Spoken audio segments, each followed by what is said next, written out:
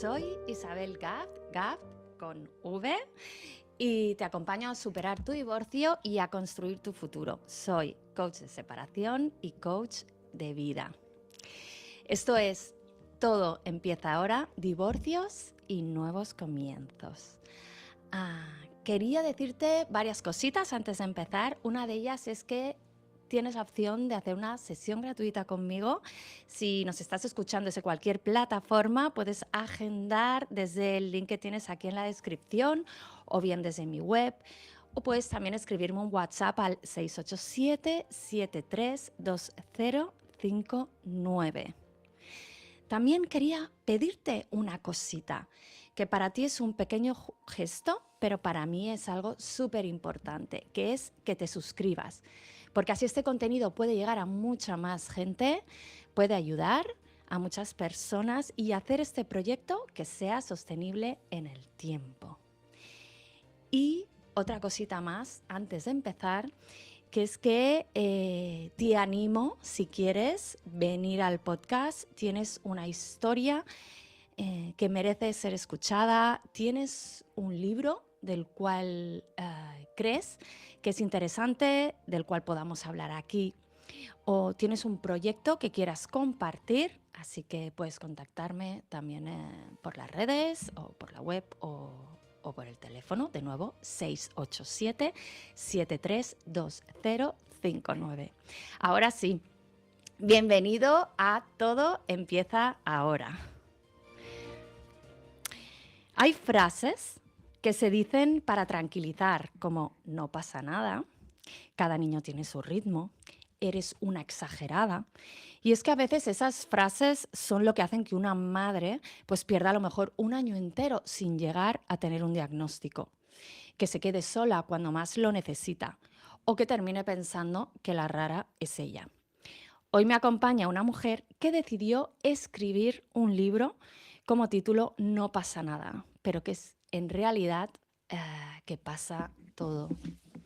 Bego Prados es madre de 3. Su hija mayor, Joan, fue diagnosticada de autismo antes de cumplir los 3 años, cuando ya vivían en Ginebra. Bego es licenciada en Historia del Arte, maestra de primaria, y se le ocurrió escribir un libro que arranca como un thriller en mitad del desierto americano, pero que termina siendo un ensayo feroz sobre la maternidad menos narrada. Un libro con ternura, pero con humor, ese humor que le caracteriza a ella, con ironía y con una gran denuncia social que no esconde. Porque cuando una madre descubre que su hijo pues, no va a salir por, ¿no?, el raíl que le tocaba, empieza otra vida, ¿no? Una vida que no imaginó, que muchas veces pasamos solas y que incluso nos cuesta la ruptura de un matrimonio. Bego, bienvenida al podcast. Muchas gracias, Isabel, por la invitación. Bueno, es que hay tantas cosas para hablar. Vamos a empezar por no pasa nada. Venga. No, aprovechando que, aunque este episodio sale posterior a Sant Jordi, decir que hoy es Sant Jordi en Barcelona y que además Bego viene desde Suiza, o sea que es un honor tenerla aquí. Háblame de, o sea, no pasa nada. ¿Sí? ¿Por qué este título? ¿Cuál es tu misión? Porque yo te conozco por las redes sociales. O sea, una de las características, creo, ¿no?, que te diferencia a ti de las personas que hablan de autismo, ¿no?, que también es como... Sí. Me acuerdo de esa frase que tú comentas que también te dijo una vez el pediatra, de es que el autismo está de moda, cuando tú ya veías, ¿no?, que había algo allí raro. Sí. Pero un poco tu diferencial está en que le das esa parte de sentido humor, haces divertido, ¿no?, el decir cosas que todas pensamos, pero que nadie se atreve a decir. Sí, yo pienso que el humor, no sé si es algo que a mí personalmente y exclusivamente a mí me Ay, el diferencia. micro, perdona, ahí, acércate. Perdona. Cosas de la tecnología. El humor. Yo personalmente, en muchas familias que conozco, donde digamos que la discapacidad es algo presente, hay muchísimo humor. Y esto no significa que las situaciones no sean además difíciles, es decir, el humor no tiene por qué edulcorar nada, pero el humor también es una tabla de salvación y también es una forma de resistencia. De algún modo, el decidir que te puedes reír sobre lo que te pasa, pienso que también eso nos empodera. Ahora que hablamos tanto de empoderamiento, pues pienso que también es un recurso que nos permite adueñarnos de esa situación desde un lugar que también es muy digno. Yo conozco muchas familias que, repito, tienen hijos, como yo digo en redes, con movidas importantes y tienen un enorme sentido del humor. ¿Por qué el humor no se utiliza, digamos, abiertamente, especialmente en redes o en medios de comunicación? Pues porque no deja de ser un tema tabú cuando hablamos de discapacidad. Y claro, ¿qué persona, sobre todo si es un outsider, ¿no? Yo estoy dentro del berenjenal. Cuando yo me decidí a hacer el libro, sabía que me metía en un berenjenal, pero por otro lado, yo habito el berenjenal. Por eso yo me atrevo a hacer esas bromas que quizá alguien que haga un libro de carácter clínico, un profesional, hombre, pues ¿por qué no? Podría hacerlo. Pero ahí las consecuencias que se pueden encontrar. Es que yo me siento súper identificada contigo. Bueno, tú debes de recibir cada día un montón de mensajes que te dicen Estoy lo mismo. recibiendo muchísimos mensajes. Yo creo que de nuevo, pienso que mucha gente conecta porque yo estoy convencida de que esto es algo que nos caracteriza a muchas personas que, por cierto, más allá del autismo, vivimos día a día situaciones que son muy difíciles. Y una de las cosas que impregna No pasa nada es, de algún modo, ese orgullo también de que tenemos situaciones muy difíciles, pero, señoras y señores, también hay esa forma de resistencia, de orgullo que se traduce en el humor. Otra cosa es, ¿quién se atreve de nuevo a hacer humor sobre esto? Pues bueno, quizá poquito a poco hay que ir planteando las cosas de otra manera también. Es que el humor, yo siempre digo que a mí me salvó también en su día. Sin duda, seguro. Porque, claro, mis amigas me dicen, es que, o sea, me parece muy curioso porque aún con todo lo que te ha sucedido, siempre estás con esa sonrisa, siempre te estás riendo de ti.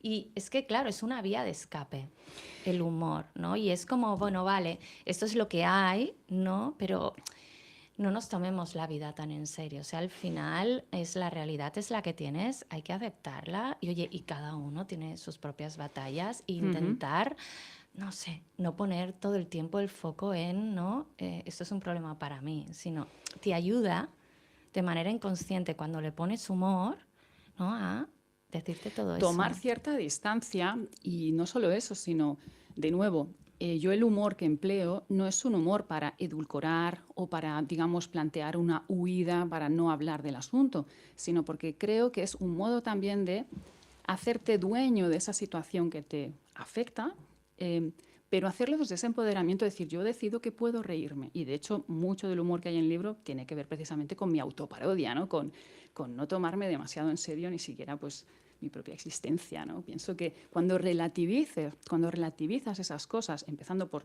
ti mismo, pienso que eso permite también pues ver el día a día de otro modo, sin que eso deje de poner el foco en la denuncia social que también incorpora, en este caso, el discurso del libro, ¿no? Porque creo que son dos cosas independientes. Claro. Sí. Porque he empezado, ¿no? Como diciendo esas frases que nos han dicho muchas Sí. veces, ¿no? Y que Sí. también tú haces parodia en Instagram. Y es cómo nosotras, por el hecho, ¿no? de tener un niño con necesidades especiales, ¿no? Sí. En mi caso no es autismo, pero es algo muy parecido. Parece que tengamos que convertirnos en santas, ¿no? Ya como madre, tú dices que ya como madre parece que tengamos que ser abnegadas. Pues ya no te explico cuando tienes un niño con necesidades especiales. Por un lado eso, y por otro lado la romantización que hay de la discapacidad de la gente, ¿no? De fuera, que no se ve en esa situación. Entonces, ese sentimiento de incomprensión, Sí. que yo creo que es común, ¿no? En todas nosotras. ¿Cómo lo vives y cómo lo traduces también Yo el pienso libro? que cuando hablamos de discapacidad o de cualquier situación que implique dependencia o cualquier situación de crianza que implique retos mayores, pueden venir, en mi caso vienen de un diagnóstico de autismo. Mi compañero de viaje es el de autismo, pero esto va más allá de un diagnóstico de autismo. Hay muchas situaciones. ¿Qué sucede? La incomprensión viene porque muchas veces socialmente todo esto está muy desprotegido y de algún modo hay mecanismos para que como grupo no tomemos cartas en el asunto. Y uno de ellos es romantizar precisamente la discapacidad. A veces la discapacidad se romantiza, pues a la persona con discapacidad se le trata o bien de pobrecito, que eso no romantifica mucho, debo decir, o bien de superhéroe, como alguien que tiene una gran misión porque vamos a ver si se empodera y él solo o sola pues es capaz de superar todos los obstáculos que hay, ¿no? No pongamos el foco en la persona. ¿Por qué hay tantos obstáculos? De algún modo, con eso eliminamos nuestra responsabilidad colectiva. ¿Qué sucede? La maternidad, por otro lado, también está muy dulcificada. Yo pienso que cada vez caen más los mitos sobre la maternidad, pero eso también responde al mismo objetivo. Construimos una maternidad dulcificada para que cualquiera que se convierta en madre parezca que te está haciendo una... Parece que eso ya te edifica como persona porque sí. Bueno, la maternidad tiene muchas ambivalencias y decirlas no tiene por qué cuestionar en absoluto el amor que sientas por tus hijos. Pero también conectándolo con el amor, cuando cuidamos, y esto va más allá de la maternidad, el hecho de que el cuidador se queje, parece que eso socialmente cuestiona el amor que siente por quien está cuidando. No, señores, eso también es una especie de yugo sobre el cuidador. Y no, el cuidador tiene derecho primero también a cuidarse y con eso podrá cuidar mejor. Yo a mis hijos los quiero hasta el infinito, pero eso no significa que a veces los podría mandar, y lo digo en el libro, a mi hija la podría mandar a Madagascar de tanto en tanto. Y yo pienso que bromear con eso es liberador porque tiene una parte de gran verdad y es humano. Pero todo el cuidado, repito, más allá de la maternidad, está muy devaluado socialmente porque ponemos el foco en la persona que ejerce el cuidado y no en la responsabilidad colectiva. Y con eso, pues es un poco curioso que algo que nos puede pasar a todos, podemos tener una persona en dependencia, o podemos nosotros ser personas en situación de dependencia, lo tenemos mal resuelto. Pero todos esos mecanismos culturales existen y por eso hay mucha gente que igual en público no se atreve a decir según qué cosas porque teme el juicio. Esa es la incomprensión. Tú puedes querer muchísimo a tu hijo, pero hay maternidades extremadamente exigentes.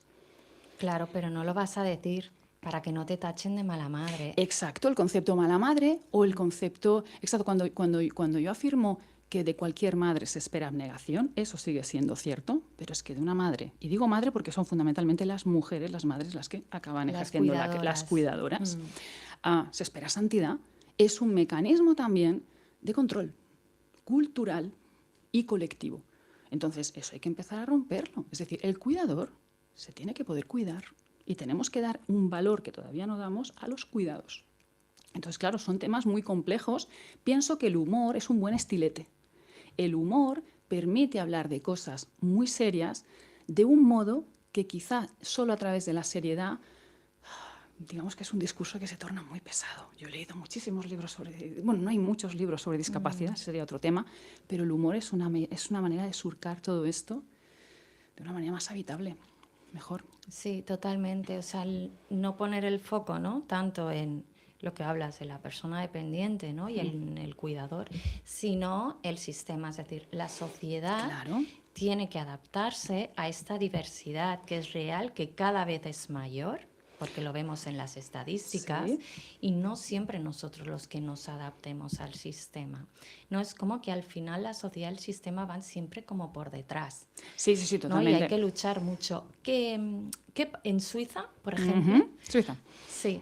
O sea, la comparativa es, allí sientes que esto está más avanzado, que el sistema apoya más a las familias que tienen el tema de dependencia y discapacidad. Socialmente, ¿cómo está? Vamos a ver, hay cosas que son muy paradójicas y de hecho yo al final también me lancé a hacer el libro porque claro, vivo en Suiza y cuando veraneo aquí pues es bastante recurrente la frase, hombre, vives en Suiza, tu hija es autista, esto tiene que estar resuelto.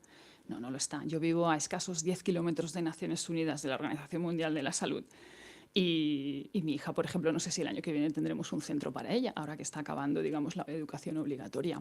En Suiza todavía la ley federal, términos como inválido o impotente se utilizan para hablar de personas con discapacidad. Después, Suiza es un estado federal, eso significa que está gestionado, está organizado por cantones, cada cantón es un pequeño estado.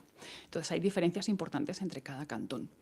Sea como sea, cuando hablamos de discapacidad, yo creo que esto no está resuelto en ningún lugar del mundo. Entonces, lo que sucede en Suiza es que Suiza es uno de los países más ricos del mundo, tiene una renta por cápita, vamos a decir, de las mejores del mundo, pero claro, es lo que hablamos. La riqueza no necesariamente se traduce en justicia social, porque aquí el gran tema es la desigualdad. Es decir, yo en Suiza, digamos, pienso que, por ejemplo, la tasa que se llama AROPE, que es en riesgo de exclusión y pobreza, en España me parece que ahora mismo está en torno al 30%, que es muchísimos de los que tenemos más dentro de Europa. En Suiza esa tasa es una tercera parte, es un 7 y pico %. Claro, tú en Suiza no ves gente, digamos, que se encuentre en esa situación. Pero repito, por lo que respecta estrictamente a las personas con discapacidad o con diagnósticos importantes, algo como el sistema educativo es como un circuito de obstáculos. Y mi hija, por ejemplo, todo el sistema educativo, todo su periplo ha sido siempre luchando por sus derechos. Entonces yo creo que desgraciadamente es bastante significativo que un país como Suiza, que digamos concentra todos los organismos internacionales como Naciones Unidas y demás, pues que lo trate así. Yo creo que ahí es donde uno tiene que decir, bueno, pues imagínate cómo está, por supuesto, en sitios donde todavía el respeto por los derechos humanos es mucho más precario, ¿no? O sea que Suiza en relación a España hay cosas que, como todo, están mejor. Al final luego también tendríamos que hablar de cómo funciona la administración. En Suiza, por ejemplo, en términos administrativos las cosas son muy eficientes, pero repito, todavía hoy tener una persona en situación de dependencia o con un diagnóstico importante te expone mucho más a pobreza, a exclusión social, a que tengas que hacer renuncias profesionales, especialmente más en las mujeres que en los hombres. La brecha de género es más que real. Entonces, en fin, es bastante sorprendente. No es ninguna jauja, o sea, no es un país de jauja, ¿no? De hecho, tú explicabas que, bueno, hablas de inclusión porque tu hija va a un colegio ordinario.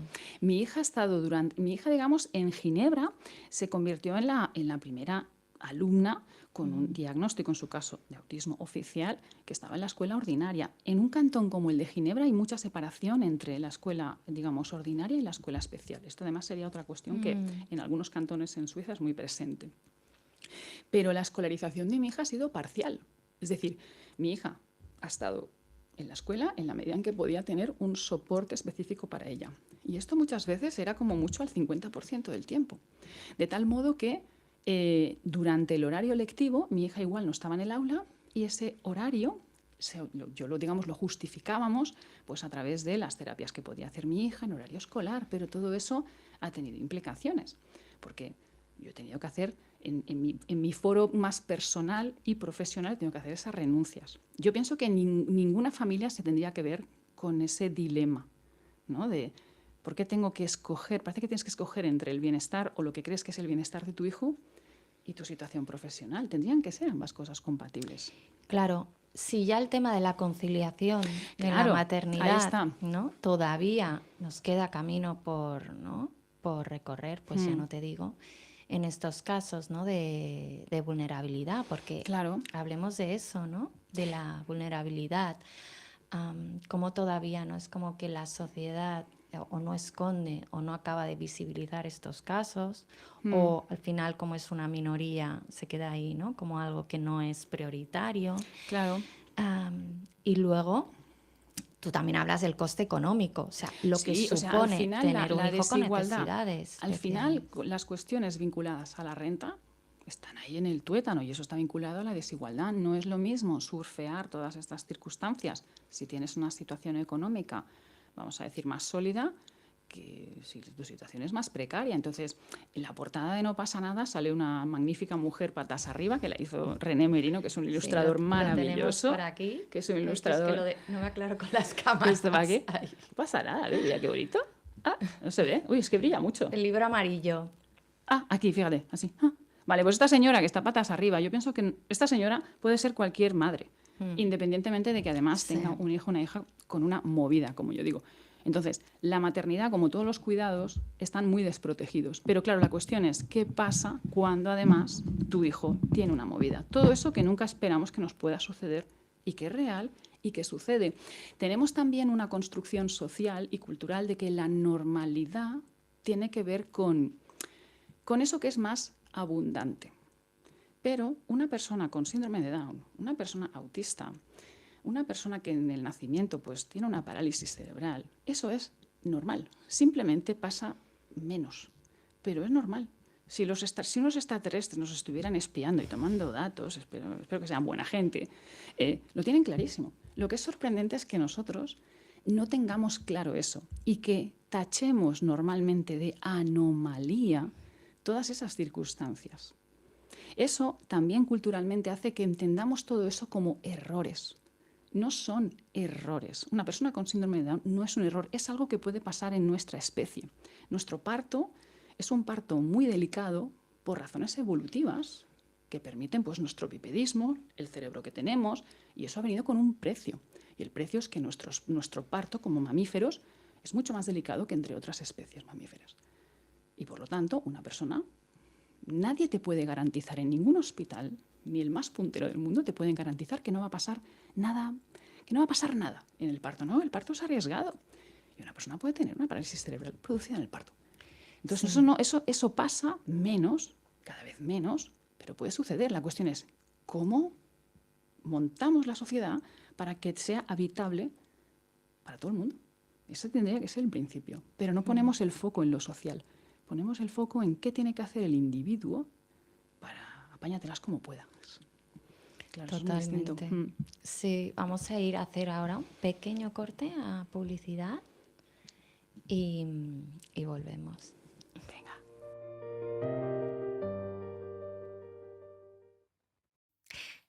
Paramos un momentito porque tengo que pedirte algo muy importante. Por favor, suscríbete a mi canal. Así me ayudas a seguir con este proyecto que ayuda a muchas personas. Puedes ayudarme también compartiéndolo con quien creas que pueda servirle. Si necesitas que te acompañe a planificar tu separación o divorcio y a superarlo con éxito, puedes agendar una llamada gratuita conmigo o ver mis servicios en los links que te dejo aquí abajo en la descripción. Juntos iremos de la mano en toda la parte logística, legal, financiera, familiar, mental y emocional para que recuperes esa paz y estabilidad que necesitas para ti y tu familia. Gracias por tu confianza en mí. Seguimos con el episodio. A ver, es que cada vez que dices algo se me ocurren un montón de temas a tratar. Es que da mucha chicha, Sí. tiene mucha chicha todo esto. Cuando tú hablas que al final la diversidad Ujú. es la normalidad, ¿no? Sí. Esto yo creo que más ahora, con tanta neurodiversidad, sobre todo, que estamos descubriendo tantos adultos que son autistas, Ujú. quien no tiene déficit de atención, yo qué sé, yo por ejemplo soy multipotencial, o sea, al final es que prácticamente todo el mundo estamos descubriendo que somos neurodiversos. Entonces, al O sea, final, esto que dices tú, la neurodiversidad, es decir, aquí las personas que están aquí ayudando con el programa también, si nos pusiéramos cascos especiales Sí. para ver qué lucecitas daríamos, por decir algo, imagínate, vamos a viajar al futuro. Aquí los 4 daríamos luces distintas. Si pusiéramos a 100 personas, todo el mundo daría luces distintas. Pero además hay personas que dirías, esto todavía llama más la atención. Esas son las personas neurodivergentes. Es decir, podríamos decir que todo el mundo tiene un cerebro distinto. Hay personas que dentro de su diversidad podríamos decir que todos los cerebros son distintos. Ahí van, serían las personas neurotípicas. Y la neurodivergencia tiene que ver con eso, con que todavía hay esos circuitos son un poco distintos. Y cuando hablamos de neurodivergencia hablamos de autismo, de TDA, de discalculalia, de disprasia, de dislexia, hablamos de un montón de cosas. Entonces, ¿qué sucede? La paradoja es que ahora más que nunca, y esto solamente es imparable, cuanto más sabemos del cerebro, que es ese gran desconocido, más vemos que nuestra diversidad es manifiesta. Entonces, lo curioso y un poco lo triste es que todavía tengamos ideas tan restringidas de normalidad, porque al final somos una criatura, una especie muy diversa, pero tenemos un gran sentimiento de pertenencia, es decir, tenemos mucha necesidad de pertenecer al grupo y por lo tanto también penalizamos la diferencia. Entonces estamos en esto, yo creo que nos tenemos que reeducar o ser más conscientes de que eso forma parte de lo que somos y hay que incorporarlo para que las sociedades sean mejor para todos, porque cualquiera puede salir de esa supuesta carretera de normalidad. Quien más, quien menos, hace grandes esfuerzos para, vamos a abrir muchas comillas, parecer normal. Pero además en las personas neurodivergentes, y esto es cuando hablamos de autismo, que es una neurodivergencia, hay personas autistas que hacen enormes esfuerzos por parecer neurotípicas. Y eso además tiene otras consecuencias. Entonces, todos estos son temas que están ahora en ebullición, simplemente también porque, primero, son inevitables. Mucha gente sufre con esto, pero es que además, conectado con la desigualdad y la falta de justicia social, todo esto tiene consecuencias. Entonces, tenemos que buscar que sean como sean las personas. Mi hija es autista y si juntas a 10 familias con hijos autistas, son súper distintas las personas autistas, de tal modo que bajo un mismo paraguas tienes un grupo humano muy grande muy diverso, muy asimétrico. Lo que nos une no son los diagnósticos. Yo tengo amigos que tienen hijos autistas y tienen retos distintos a los que yo tengo con mi hija. Pero lo que nos une son las dificultades que nos encontramos en el sistema. Yo tengo una amiga que, por ejemplo, su hijo ya está pensando en ir a la universidad. Mi hija no es candidata a ser, digamos, una persona universitaria. Mi hija es una persona con importantes necesidades de apoyo. Pero en su caso, su tablero, que es muy distinto al mío, aunque es autismo, tiene unos retos también. Y hay sufrimiento también asociado a eso. Y el sistema también falla. Entonces, pienso que hay que poner de nuevo el foco en qué podemos hacer socialmente para, más allá de la casuística individual de cada uno, que el mundo sea habitable para todo el mundo. Y ese yo creo que es el reto. Entonces, cuando antes hablábamos de lo mismo, ¿no? De los cuidados, del rol de la madre, de la abnegación, esos son mecanismos que tenemos de herencia muy antigua, que ponen el foco en la persona, en la madre en este caso, en el cuidador. ¿Por qué? Porque eso libera la responsabilidad social, pone la responsabilidad en esa familia y específicamente dentro de la familia, mucho más estadísticamente, en la mujer, en la madre. Yo creo que cada vez más madres, al sindicato de mares, quiero decir, hay mucha gente cada vez muy potente que dice, pero ya está bien, yo quiero mucho a mi hijo, pero no puedo más. Y ya está bien. Entonces, pienso que alzar la voz es necesario y primero hay que dar visibilidad. No hace tanto tiempo, todas las situaciones de dependencia, la discapacidad, la enfermedad, todavía tenemos un montón de tabúes asociados a esto porque el gran miedo universal no deja de ser la muerte. Y todo eso que nos fragiliza, la discapacidad, la enfermedad, nos recuerda, señoras y señores, sí, eso es spoiler, pero es que nos morimos. Entonces, ¿qué pasa? No queremos saber nada de todo esto, queremos tener control. Si tú quieres, tú puedes. Hay todo un mercado, hay todo un mercado de la autoayuda, que en realidad, lo voy a decir claramente, espero que nadie venga con antorchas y orcas a darme el pollo, pero hay muchísimos libros que venden la idea de que tú puedes controlar tu vida al 100%. No, tú puedes. Primero, por supuesto, te tienes que proponer qué puedes hacer lo mejor posible con la vida que te ha tocado. ¿Qué vas a hacer?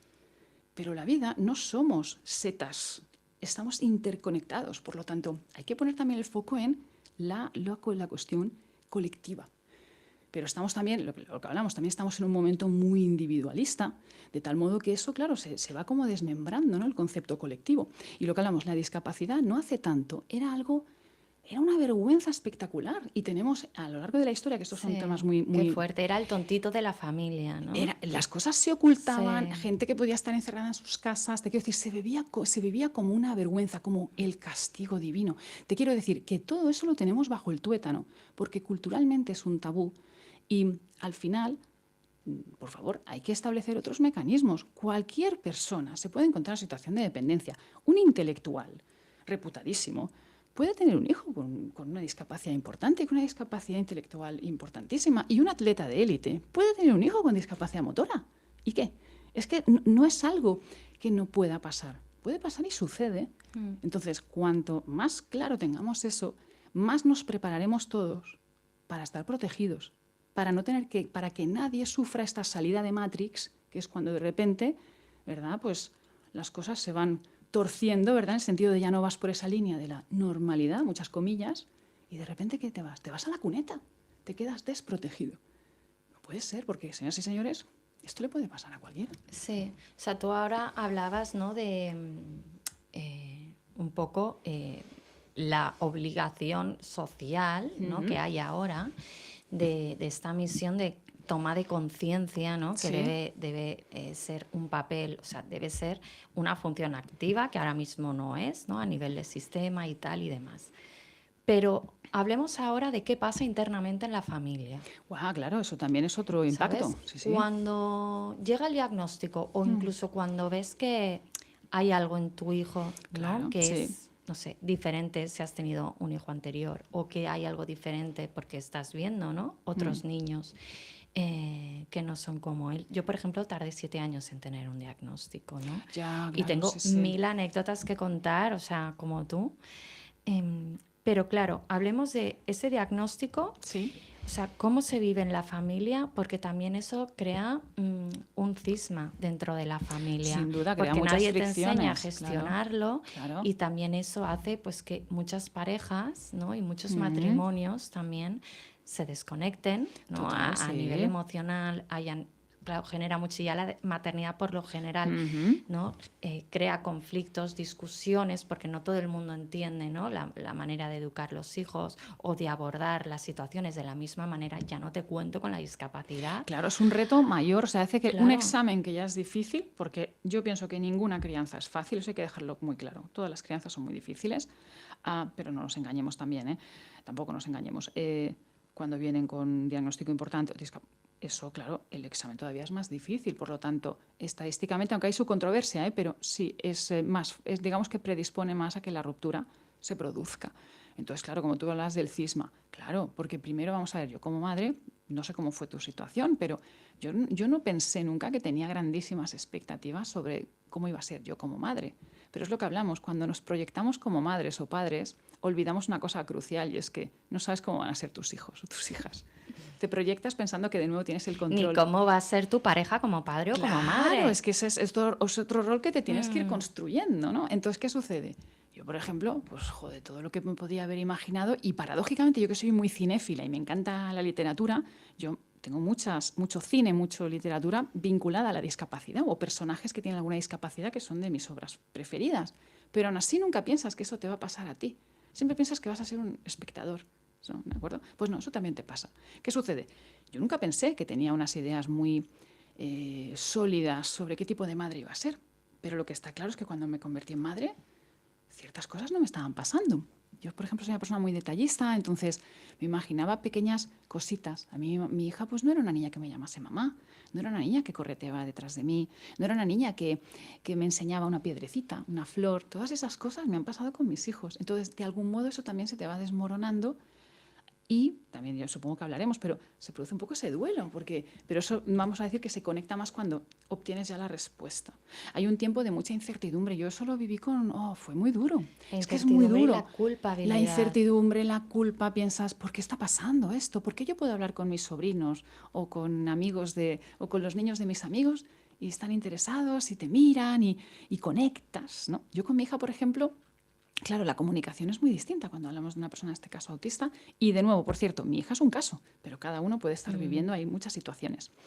La cuestión es que, sea como sea, pues la idea que yo me había construido de maternidad, que yo creía que no tenía tal idea, sí que la tenía. O sea, es decir, sí que tienes tus expectativas, aunque sean pequeñas. Idealizadas. Claro, es Sí. decir, tienes ahí tus pequeñas, sí, exacto, tu pequeño sueño sobre de qué modo tú vas a ejercer de madre. Pero claro, eso no es algo que tú de nuevo controles al 100%. Tienes a tu niña.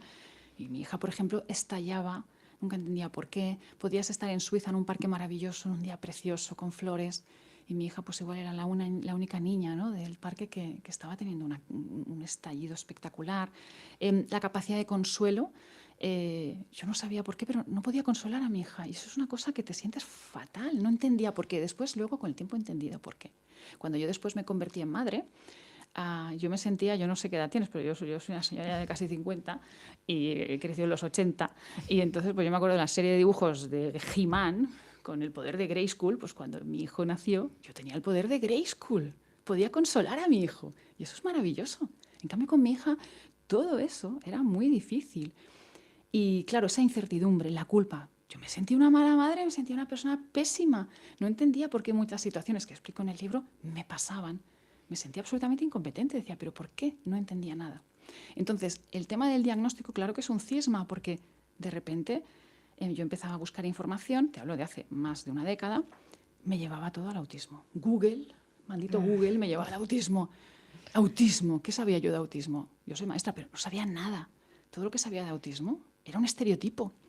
Un estereotipo, bien sea de persona, pues con que todavía esos estereotipos pueblan la Era un sociedad. poco un saco donde todos estaban ahí metidos, porque mi hijo también es como que tiene una enfermedad ultra rara, es un síndrome, pero también lo metían dentro del mismo espectro, está ahí como ahí también en el saco, ¿sabes? Es decir, yo pienso que cuando hablamos de autismo, hablamos de algo extremadamente complejo. Autismo no hay marcadores biológicos que permitan determinar que una persona es autista. Entonces, lo que se hace es un análisis clínico, o sea, es un diagnóstico clínico. Lo que se hace es una valoración de la conducta. Pero bueno, más allá de este tema clínico, el autismo es una cosa, repito, muy compleja, donde hay un grupo humano muy heterogéneo, muy asimétrico. Cada persona autista, además, puede ser muy asimétrica. Hay personas autistas que tienen, sin ser genios, ni muchísimo menos, no entremos en eso, pueden tener facilidad para ciertas cosas, pero muchísimas dificultades para otras. O Entonces sea, eso es que puede ser altas capacidades, por totalmente. ejemplo, para las matemáticas, ¿no? Sí, sí, sí. Pero luego, yo qué sé, inteligencia, yo qué sé, a lo mejor emocional, Bueno, pues claro, no la tienen. gestión de las emociones O puede ser más difícil. Lo que quiero decir es que, y de nuevo, cada persona autista tiene sus particularidades, pero sea como sea, estamos hablando de algo muy complejo. Por lo tanto, cuando tú entras en tu maternidad, las personas cuando nacen y son autistas, yo os lo digo en el libro, no brillan en la oscuridad. Tienes un bebé, mi hija era un bebé sanísimo, precioso, porque mi hija, el autismo, por cierto, no es una enfermedad. Nadie en el hospital, ni todavía hoy se puede decir, no puedes acertar diciendo este bebé es autista. Se nace autista y uno fallece autista. Es algo que no lo puedes desconectar de tu cerebro, es así. Sea como sea, cuando a ti se te va desmoronando tu maternidad, empieza a haber muchos retos, no entiendes por qué. Finalmente, cada familia pasa su periplo, que ese es otro tema que también hablo en el libro. Cuando llega el diagnóstico, aún así, eso es un cisma, como tú hablabas. ¿Por qué? Porque tiene que ver con, pero es autismo. Ahí confrontas tus propios prejuicios, tu desconocimiento. Entonces, claro, muchas familias, yo pienso que más allá del autismo, cuando llega un diagnóstico importante, yo he conocido familias que son muy estudiosas. Trabajo de entender qué le pasa a tu hijo, entender lo que sea que le suceda. Más luego entender a tu hijo. Nuestros hijos e hijas no están en ningún libro. Esto es una frase que la digo en es mi que, libro. sí, te Pienso lo iba a que, decir. y se lo digo claramente al lector, a veces es muy duro también empezar a informarte sobre qué sucede con tu hijo o tu hija, porque estás dolido y te puede ser doloroso, por ejemplo, leer un libro de carácter clínico, porque es algo frío, porque buscas, yo por ejemplo al principio cuando leía, mi marido, por ejemplo, que es de corte científico, en fin, este estereotipo, vamos a decir, él se puso a leer con voracidad, ¿no? Para mí eso tardó un poquito, porque yo estaba obsesionada con buscar soluciones para mi hija, ¿no? Que ese es otro tema también. Cuando empecé a leer, de algún modo esa frustración, porque quieras o no, necesitas como una especie de bola de cristal, quieres saber cómo estará tu hijo en unos años, y eso no está en ningún libro. En ningún libro te van a hablar de tu hijo. En un libro clínico vas a encontrar qué es aquello que supuestamente define el diagnóstico que tiene tu hijo, y aún así podríamos poner muchas comillas. Entonces, muchas veces lo que buscamos es conexión personal, saber que no estamos solos. A veces es reconfortante que una persona te diga, pues mira, a mí me pasa esto, porque de repente dices, ay, a mí también. Yo, por ejemplo, ahora en redes estoy recibiendo mensajes que son muy conmovedores cuando hablamos de duelo o cuando hablamos de cosas que, repito, todavía son tabú. Pues gente que te dice, Bego Prados, es que a mí me pasa lo mismo y me siento juzgada. Yo quiero mucho a mi hijo, pero es que estoy agotada, Bego. Y te hablan también de sus historias. Y piensas, ¿cómo puede ser? Pues eso, al final todas esas cosas estallan en la pareja, estallan en la familia. ¿Por qué? Porque no todo el mundo vive del mismo modo ni incorpora del mismo modo el hecho de que tengas un hijo, una hija con dificultades. Para muchas personas el asumir, el incorporar, aceptar, ya lo podemos hablar de muchas maneras, ¿no? Pues que tu hijo que tu hijo o tu hija puede ser una persona dependiente, wow, se te viene un gran mundo encima. Sobre todo si no has tenido conexión previa con todo este tema. Como son temas que muchas veces se ocultan, más antes que ahora, puede que esto te suceda y no tengas referente cercano de ningún tipo. Claro. Y eso te deja muy solo. Totalmente. Y tú lo has dicho, claro, está uno, el diagnóstico, que tú puedes aprender sobre eso, pero luego está cómo es tu hijo, sus claro, características, o sea, propias de él. Con lo cual, a mí, por ejemplo, me pasa, y además, claro, en mi caso, que es una enfermedad ultra rara, yo no tengo referentes, yo no conozco a nadie es que yo te lo tengo sea que el decir. mismo caso, Yo por ejemplo. conozco cada vez a más, yo tengo profunda admiración por las personas con la movida de las enfermedades raras, porque autismo, lo digo, somos un club grande, e incluso aunque te quedes con el 1% que dice la Organización Mundial de la Salud, que es más, 1% es un montón de gente, pero es que las enfermedades raras, ¿qué referentes hay? ¿Dónde hay libros protagonizados por personas que igual su condición la tienen uno de cada 100.000 o de cada 20.000? Y además que sabes que no se van a estudiar por eso, ¿no? Ahí está, entonces eso también se conecta con la desigualdad, con un mercado donde las cosas, todo lo que tiene que producir. Entonces yo tengo profunda admiración por gente que conozco que tienen hijos con movidas, enfermedades raras, porque realmente ¿dónde están tus referentes? Autismo todavía puedes encontrar libros clínicos, hay testimonios, y yo creo que necesitamos conectar. Claro, yo no, por ejemplo, no lo tengo. Me dieron un grupo de Facebook que es en América, americano, me metí y estaba desactivado hace años ese grupo, inactivo. Claro, o sea, y eso nos lleva a otro sitio, que es lo que yo siempre sostengo. No estamos conectados por los diagnósticos. Yo, por ejemplo, cuando escribí el libro tenía muy claro que no pasa nada, no es un libro de autismo. El autismo es un compañero, pero es un libro que habla también de esto. Porque yo pienso, si para mí en un club grande te puedes sentir muy solo, ¿cómo te sientes cuando visualizamos las cosas a través de el diagnóstico? Pues te sientes mucho más solo. Claro, es Entonces, que es difícil saber, o sea, qué forma parte del diagnóstico y qué forma parte de su propia personalidad. Con bueno, lo cual, eso además, claro. claro, ahí hay un esfuerzo también y una frustración, porque a mí me pasa de, ostras, es que al final estoy como intentando luchar o trabajar sobre algo que quizá es que también forma parte de, yo qué sé, su propia personalidad Sí, biológica, ¿sabes? claro. Y luego has hablado del duelo. Me Ujú. gustaría hablar de esto en la pareja porque el proceso es diferente. También no Sí, has hecho claro. un apunte sobre esto de no es el mismo el proceso de duelo de, no sé, del padre que de la madre, ¿no? Entonces no siempre es algo que va en paralelo y los tiempos también y cada uno lo vive a su manera diferente. Claro, cada familia es un ecosistema, Y cada cada pareja tiene su familia, historia. la familia también de origen y la Total. familia política, porque eso es Todo eso es otra un cacao historia. maravillado y luego lo que hablamos de la culpa y lo que hablamos de tal. Am, no es nada raro que cuando hablamos de discapacidad, pero esto también tiene de lejos, muchas veces es más fácil culpar a la madre. Es decir, todo el imaginario que tenemos, la culpa acompaña mucho más a la madre que al padre, porque de algún modo, y esto casi Tú lo has parido, no ¿no? solo claro, las parido, las has engendrado. De hecho, todavía seguimos, y eso es falso, de nuevo, a que, por ejemplo, siempre tenemos estas frases, ¿no? Que un hombre, parece ser que un hombre no se deteriora con el tiempo y un hombre siempre dispara con bala. Pues no, señoras y señores, la bala, de hecho, se deteriora antes que en el caso de las mujeres, es decir, los óvulos se mantienen mejor durante más tiempo, pero culturalmente siempre pensamos que la mujer puede, por ejemplo, temas de fertilidad, ahora empiezan a destaparse cosas, pero es mucho más fácil culturalmente que de algún modo se ponga el foco en que quizá es la mujer la que tiene el problema a que no que sea el hombre. Entonces, en el seno familiar, en cualquier caso, la responsabilidad, cuando pasa este tipo de movidas, culturalmente se pone mucha más presión en la mujer. Cuando al final, de nuevo, mi hija nació autista. Y cuando hablamos de autismo, el autismo es algo multifactorial, pero tiene un importante componente genético que viene tanto de papá como de mamá. Entonces, pero sea como sea, cuando llega una situación que se nos escapa de las manos, claro, eso tiene un gran impacto. Ya lo tiene con un bebé, con un niño o una niña, que digamos, comillas, encaja dentro del sistema, pues imagínate cuando todo eso lo pone más difícil. Entonces, yo sinceramente, en mi caso, por ejemplo, eso también nos hizo, nuestro sistema, todo, fue un terremoto, fue un terremoto. Luego también de nuevo, los tabúes, ¿no?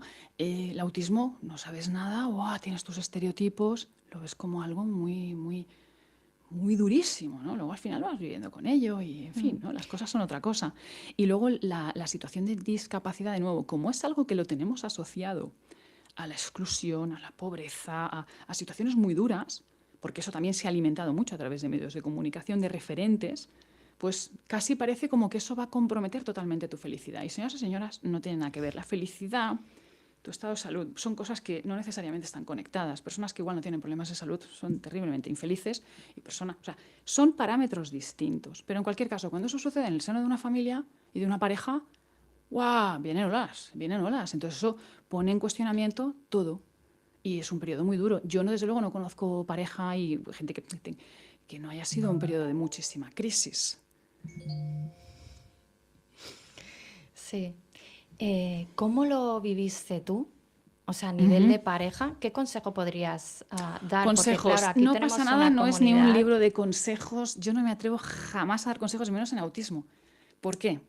Porque el autismo, ¿no? Tú no sabes que mi hija, por ejemplo, hay ciertas cosas que han funcionado con ella, pero yo no me atrevería jamás. Sé que hay muchas familias que hacen muchísimos esfuerzos para que sus hijos pues hagan lo mejor posible, ¿no? Pero las cosas, de nuevo, no es querer es poder. El único consejo que me atrevería a decir, para mí lo más importante es el círculo social. Y yo sí que pienso que antes hablabas, ¿no? De que eso tiene un impacto en la familia y también en el círculo de amigos, o de que tú creías que eran amigos. Yo pienso que para bien o para mal, todo esto son exámenes y hay gente que no los supera. Y es muy duro a veces encontrar que quien tú creías que era un amigo no lo es, ¿vale? Entonces, a mí verdaderamente lo que me ayudó es, hay personas que son conglomerado en realidad. Es muy importante saber qué tipo de qué madera está hecha tu gente. No necesitas muchos árboles buenos. Una encina sólida en medio de un llano es maravillosa. Te puede dar cobijo, te puede resguardar. Hay que buscar las personas que son robles, que son encinas, que tienen buena madera. Y para bien o para mal, por eso yo en redes hago broma con nuestro sensor. Tiqui, tiqui, tiqui, tiqui. Desarrollamos un sensor. No solamente yo que tengo una hija autista, sino cualquier persona que tenga una movida importante o un reto duro en la vida. Desarrollas rápidamente ese sensor que te dice qué persona está hecha de buena madera. Buscar a vuestros robles, porque los hay. Y es ahí, no necesitas muchos. Y a mí, yo tengo clarísimo quiénes son mis robles, mis encinas. Lo tengo clarísimo. Y creo que esa es, de nuevo, la fuerza del grupo, de decir con qué persona yo me puedo cobijar. Hay personas que se te destruyen, que no valen ni para hacer, no quiero decir marcas de ninguna tienda de muebles, pero que no valdrían ni para hacer un mal taburete, porque están hechas de fosfatina. Es así. Es que esto pasa con las separaciones. Hombre, O sea, claro. porque al final es lo que dices, ¿no? El diagnóstico es como que hace que se te rompa algo, ¿no? Ese cisma que hablamos, ¿no? Hay parte de que se rompa algo porque es como que eso idealizado, ¿no? Como pareja, esa maternidad y paternidad, esa crianza que de alguna manera tenéis una expectativa, pues eso se rompe. Entonces hay como que reconstruir, ¿no? De nuevo esa parte. Pero luego cuando te separas sucede lo mismo. Están esos amigos que desaparecen y luego esas personas que te sorprenden para bien. Siempre, ¿no? Las personas son lo mejor y lo peor. Se pone en valor la capacidad que tiene tu entorno de gestionar esa situación. Es que eso es un reto también para el entorno, porque mucha gente desaparece porque no sabe cómo gestionarlo, porque interpreta que no quieren tomar partido. O sea, el problema hay, ¿no? de lealtades también. También, sí. Eso sucede muchas veces, que la gente desaparece de tu vida cuando tienes una movida, como dices tú, porque no saben qué decirte. Es como cuando se muere alguien cercano a ti. Lo mismo, que hay gente que es súper cariñosa, viene al tanatorio, viene al funeral, y a lo mejor no eran amigos íntimos, pero están ahí. Y hay gente que te envía un mensaje de voz, no dice nada y dices, madre mía, pero es porque piensan que no te quieren molestar, no saben si lo que te van a decir te va a ayudar o no te va a ayudar. Es decir, no saben cómo gestionarlo. Entonces simplemente se quedan mudos, o sea, están ahí como... Es un reto muy difícil, no es un examen fácil y al final también, de nuevo, todo aquello que tiene que ver con lo frágil de la vida y donde todos estamos en el mismo camino, todos podemos eventualmente pasar por una enfermedad, por un accidente inesperado, por algo muy difícil y también todos nos morimos. Esto es así, spoiler, es así. Entonces, todo lo que nos recuerde eso, no sabemos qué hacer, no lo incorporamos desde esa manera, yo pienso que más saludable, ¿no? Ahora cada vez se habla más, pero todo esto es un poco como una vergüenza o tal. Y de nuevo, esto va más allá del autismo, como tú estabas hablando. Hay pacientes oncológicos de cáncer, ¿no? Hay personas que tienen incluso miedo de decir sus diagnósticos o que están pasando por este tipo de situación, porque estamos tan encorsetados, ¿no? con este tipo de cosas, de situaciones que son muy, muy ordinarias, que no sabemos cómo enfrentarlas. Y eso, claro, tiene sus consecuencias, porque cuando una persona está pasando por lo que sea una movida importante, está en sufrimiento. Y ahí es donde más necesitas a tu tribu. ¿Qué sucede? Que ahora precisamente el concepto tribu pues, ya hace mucho tiempo que se ha desmembrado. Entonces, es ahí donde se te puede hacer más evidente tu situación de soledad. Que claro, en el seno de la familia es lo que hablamos, en el seno de la familia y de la pareja, bueno, cada uno tiene, yo personalmente, yo sigo casada con mi hombre, pero las hemos pasado como, vamos, te quiero decir, esto no ha sido la casa de la pradera, no. Entonces, muy difícil. Pero ahí intervienen, no sé si hay una fórmula mágica, sinceramente no me atrevería jamás a decirla, pero puedo entender perfectamente, claro, te puede ir del canto de un duro y a veces son circunstancias, luego también tiene mucho que ver con, no es nada raro, también conozco casos, mujeres en este caso, que en un momento muy frágil, llega un diagnóstico importante, hay personas que enferman también, es decir, muchas cosas pueden ir de la mano. ¿Por qué? Porque estamos hablando de sufrimiento. Y el sufrimiento, pues ahí ya se abre una caja de Pandora. Entonces, ahí es donde, a falta de tribu, necesitamos entorno social. Es decir, el espacio público y los mecanismos públicos, eso también es un mecanismo de protección. Porque, por ejemplo, yo muchas de las tensiones relativas a mi pareja tienen que ver con, de repente, yo tuve que hacer casi todas las renuncias profesionales, aunque es una cosa que, digamos, hablamos, llegamos a un acuerdo, tal. Pienso que eso, claro, genera asimetrías. Y estas cosas quizás serían menores si socialmente todo esto también fuera de otro modo. Es decir, que a veces también en el seno de una pareja o de una familia es muy difícil separar qué es eso que solo te pertoca a ti y que no está conectado con cómo es el sistema, ¿no? Entonces, pero sea como sea, es un reto súper difícil. O sea, yo las estadísticas dependen de los estudios, pero son muchas las familias y las madres que se encuentran solas con sus hijos con movidas.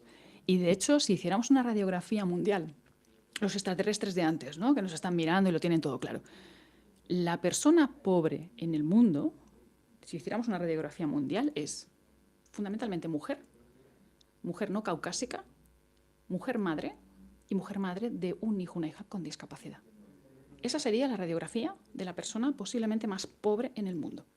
Entonces, bueno, primero, hagamos que cuando tengamos hijos, esto no sea un reto de ponerte patas arriba, sea como sea. Protejamos lo importante y después eso facilitará o al menos no empeorará más las circunstancias. Porque claro, yo creo que como parejas, cuando te encuentras con la movida, yo, por ejemplo, cuando hablabas de separarlo del cuál es el diagnóstico de un hijo, cuál es su particularidad, para mí, yo siempre digo lo mismo, sé perfectamente cuáles son los retos en mi hija, pero yo cuando pienso qué cosas a mí personalmente me han hecho más daño, pienso más en las trabas que el sistema nos ha impuesto. Pero eso al final te da malestar. Entonces, claro, ese malestar te lo quedas. No viene estrictamente de cuáles son las dificultades de tu hija. Viene de que el sistema te dice, tu hija igual no tiene guardería, o escola bressol, o jardín d'infants, como lo quieras llamar. Sí, sientes que no la quieren en ningún sitio. Es que eso es un mueble, o sea, es muy duro. Cuando buscaba colegio, sentía que es que no nos querían en ningún sitio. Yo he tenido esa sensación toda la vida con mi hija y es muy duro ver que algo que para ti es tan importante parece que no tiene derecho a estar en ningún sitio. No puede ser. Y mi hija es una persona que yo pienso puede tener, claro que sí, una vida absolutamente digna y que merezca ser vivida, ¿no? Entonces, yo pienso que eso incorpora a una situación que ya es muy exigente una frustración adicional que además no puedes escaparte porque vivimos en sociedad. Entonces, yo pienso que primero hay que montar un sistema que proteja mejor a las personas. Y después las personas tienen que lidiar con sus movidas emocionales y lo que hablamos de la pareja. Eso ya sería otro tema. Pero yo pienso que también es muy difícil.